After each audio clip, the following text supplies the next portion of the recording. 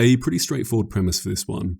As much as I've talked about each series iteration of Ben 10,000, I think it's about time I made a video more definitively covering each of them, their appearances and which one I believe to be the actual future version of Ben from the Prime timeline, and which of them is my personal favourite of the three, as well as go over what makes them different from one another in gimmick, tone and whatnot, along with why they're different enough from one another to be their own characters in a sense.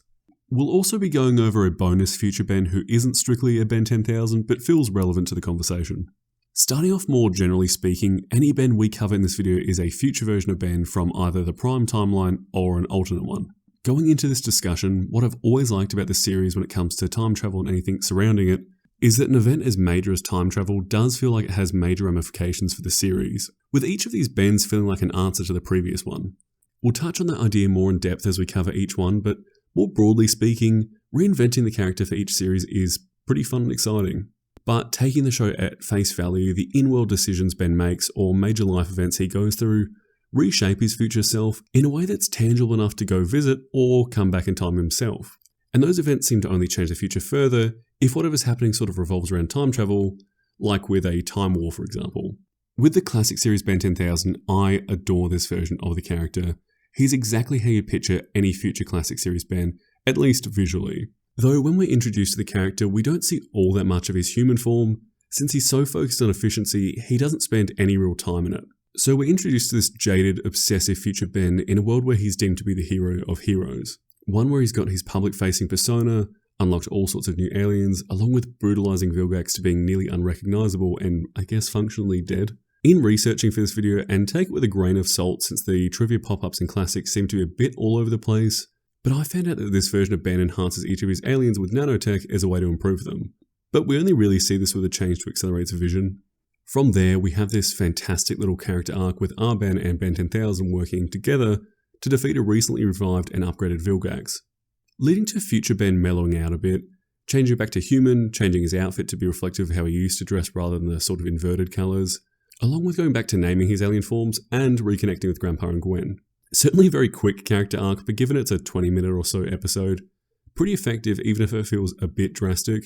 Though I suppose spending time with your younger self in a life or death situation with Vilgax would be pretty confronting, probably enough to make you change quite a bit.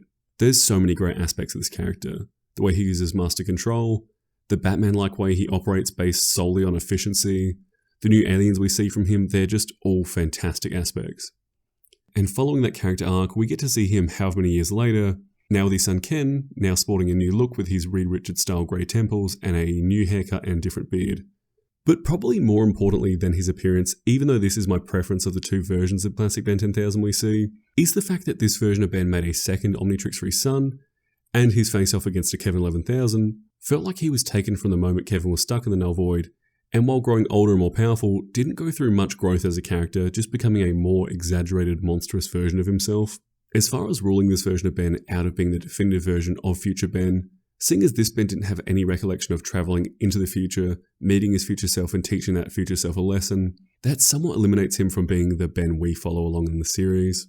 On my initial watch of the series in 2005 or whatever it was, I always saw the jump from this character to the future iteration we see in the Alien Force era as sort of an erasure of the Ben 10,000 we see in Classic, not realising this was a future Ben, not the future Ben, with our classic Ben 10,000 belonging to potentially an alternate universe.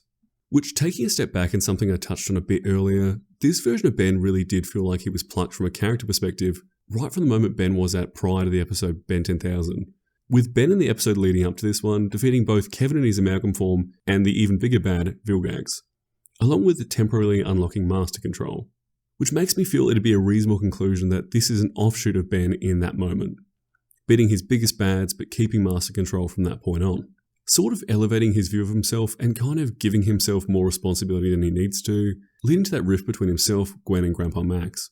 From there going on to become the more serious and obsessive version of himself that we're introduced to in the classic series. And as much as it does feel like he was plucked from that moment, there was a pop-up that said that this version of Ben 10,000's inciting incident that set him down this path came when he was about age 15, so sort of Alien Force era. Before we move on, if you're enjoying the video or like the style of content, please consider subscribing. If you already are, great, we'll move on. A quick aside for Alien Force, for whatever reason, we don't see a future version of Ben 10,000. From an audience perspective, it really feels like we're missing out on a bit of a missing link here. I'm assuming if they would have done this, it would have been sort of like a classic series Ben 10,000. He'd likely have been an alternate future Ben rather than a sort of real future counterpart. Actually, in saying that, the recalibration of the Omnitrix also really rules out the classic Ben as being the real future Ben. Sticking to that same era comes Alternate Alien. We get another Ben without any memory of interacting with his younger self again. This version of Ben 10,000 being an absolute unit, even compared to the classic one being pretty built himself. This one always stuck out to me as looking a little bit too similar to the Alien Force era of Ben, with pretty much the exact same head, only with eye bags and a beard. There's a few strange bits and pieces with this one. Despite being the future Ben with the gimmick that he himself can go ultimate, he isn't wearing the Ultimatrix as we know it in the Prime timeline. His Omnitrix appears to be the regular Alien Force one that looks more like a wristwatch than the Ultimatrix more gauntlet-like design. Anyway, like I was getting at, this Ben, in a somewhat similar way to the previous Ben 10,000, chooses to be more efficient with how he operates, no longer transforming in the more traditional way, choosing instead to solely remain in his human form, but going ultimate from there, giving him access to any of his aliens, ultimate or otherwise, in combat without fully transforming into any of them, functionally giving him master control level of changing between power sets without ever really changing, unless you want to count the strange way his body grows resembling Humongosaur's, and I'm sure potentially other transformations too. I suppose this is a sort of an interesting counterbalance to the way classic Ben 10,000 initially never changed back to human, with this Ben not transforming in the traditional sense in years. I had to go back and look into a bit, but this version of Ben is, or at least was, the true future Ben Prime as of when the episode first aired. According to crew statements, and sort of very similar to my assumption that classic series future Ben was erased from existence, this version of Ben really was, seemingly largely because Derek J. Wyatt felt like Ultimate Ben was a lame idea, and that his goal was to undo some of the groundwork that Alien Force did, like with wanting to backtrack a bit as far as future versions of Ben 10,000 go, along with other things like making Kevin a mutant again come Omniverse. But before we get into Omniverse, and pretty relevant to all things UAF era Ben 10,000, let's quickly have an aside to talk about another future Ben that definitely isn't a Ben 10,000 contestant in Eon. We'll be pretty quick with this one, but on theme of changing iterations of characters, Eon was initially introduced in the live-action Race Against Time film, only for that to be discarded and for him to be retconned in the episode Ben 10,000 Returns, that presumably being the case moving forward to Omniverse. We also know that at some stage prior to this he had an Omnitrix himself, but something bad happened to it, leaving it to be a bunch of leftover parts come Omniverse. And speaking of moving on to Omniverse, let's do that. Now what I've been getting at from the beginning of the video, with how major events or Ben interacting with his future self, leads him ending up a different version of Ben 10,000. Meaning that the Omniverse interpretation of Ben 10K is the real or definitive Ben 10,000.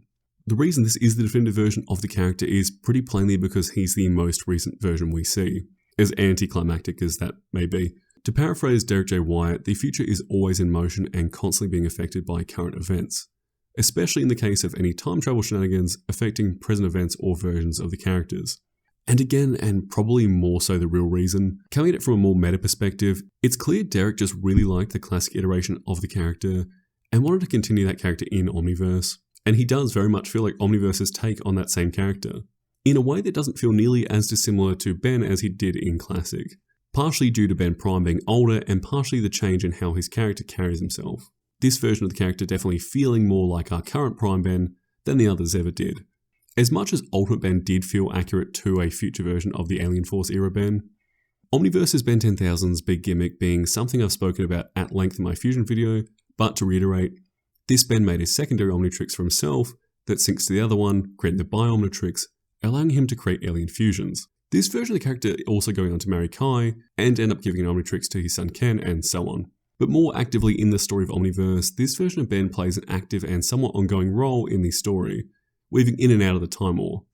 And something I didn't realise, as much as it felt that way to me, this is, at least according to Derek J. Wyatt, the same Ben 10,000 we saw in Classic just further down the track. Which sort of muddies the water a bit and throws off the point of this video if my final answer is the definitive version is Omniverse Ben 10K, my favourite version is the Classic Series Ben 10,000, but turns out they're sort of one and the same. If we're piecing it together, I guess this is the same Ben 10,000 as the Classic Series, who was affected not only by his character arc and the passage of time, but also the timeline change about as well in between then and now, with all the events in UAF and Omniverse that clearly wouldn't have led to the Classic Series Ben 10,000. I've certainly missed bits and pieces and would absolutely love to hear your thoughts on all of this. If you've made it this far into the video and aren't subscribed, please consider doing so. Otherwise, I just appreciate you being here. Thanks for watching.